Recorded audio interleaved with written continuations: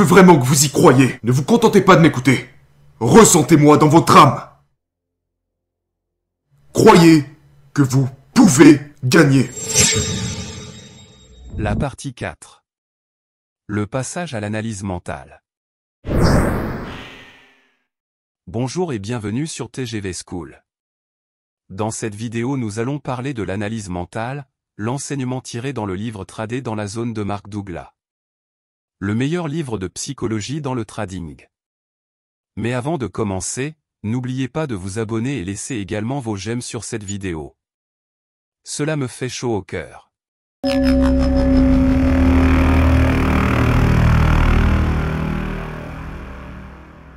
Merci et commençons. À ma connaissance, aucun trade n'a de résultat garanti, par conséquent, la possibilité de se tromper et de perdre de l'argent est toujours présente. Ainsi, lorsque vous effectuez un échange, pouvez-vous vous considérer comme un preneur de risque?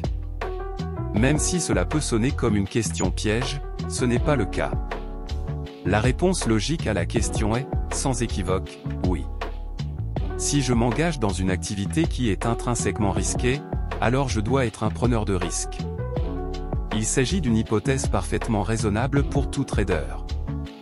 En fait, non seulement pratiquement tous les traders font cette hypothèse, mais la plupart des traders sont fiers de se considérer comme des preneurs de risque. Le problème est que cette hypothèse ne pourrait pas être plus éloignée de la vérité. Bien sûr, tout trade prend un risque lorsque vous effectuez une transaction, mais cela ne signifie pas que vous acceptez ce risque en conséquence.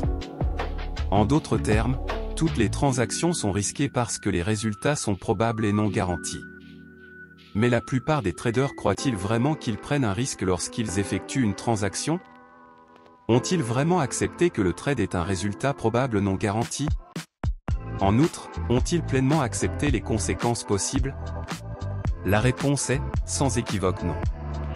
La plupart des traders n'ont absolument aucune idée de ce que signifie être un preneur de risque dans la façon dont un trader qui réussit pense au risque. Les meilleurs traders ne prennent pas seulement le risque, ils ont également appris à accepter et à embrasser ce risque. Il y a un énorme fossé psychologique entre supposer que vous êtes un preneur de risque parce que vous faites des transactions et accepter pleinement les risques inhérents à chaque transaction. Lorsque vous acceptez pleinement les risques, cela aura de profondes implications sur votre performance globale. Les meilleurs traders peuvent effectuer une transaction sans la moindre hésitation ou conflit, et tout aussi librement et sans hésitation ni conflit, admettre que cela ne fonctionne pas. Ils peuvent se retirer du trade, même avec une perte, et cela ne résonne pas le moindre malaise émotionnel. En d'autres termes, les risques inhérents au trading ne font pas perdre aux meilleurs traders leur discipline, leur concentration ou leur sentiment de confiance. Si vous êtes incapable de trader sans le moindre inconfort émotionnel, en particulier la peur, alors vous n'avez pas appris à accepter les risques inhérents au trading. C'est un gros problème, car quel que soit le degré auquel vous n'avez pas accepté le risque, c'est le même degré auquel vous éviterez le risque. Essayer d'éviter quelque chose qui est inévitable aura des effets désastreux sur votre capacité à négocier avec succès.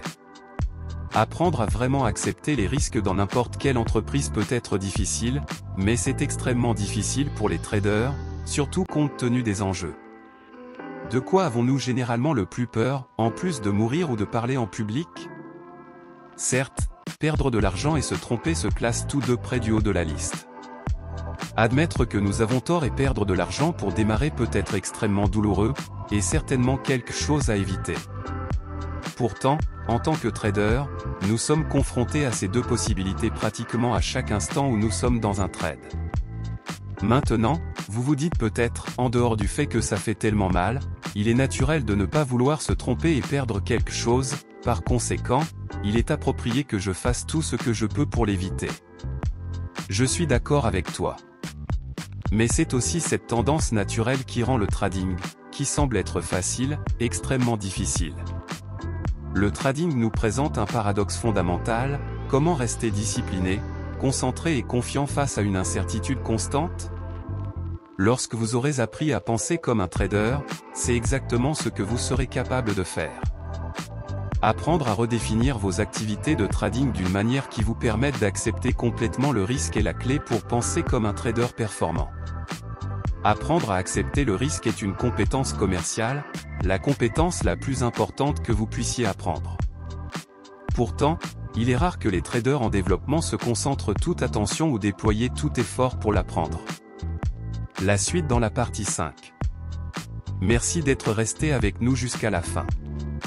À la prochaine pour une nouvelle vidéo sur TGV School.